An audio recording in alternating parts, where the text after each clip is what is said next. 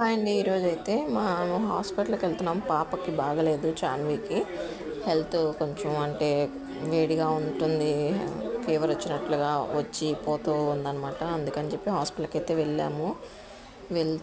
వెళ్తున్నాం అని చెప్పని ఈ విధంగా వెజిటబుల్ రైస్ అయితే చేశాను. ఇంకా మా ఆయన అయితే నన్ను చూపించొద్దు వీడియోస్లో అని చెప్పి అంటున్నాడు.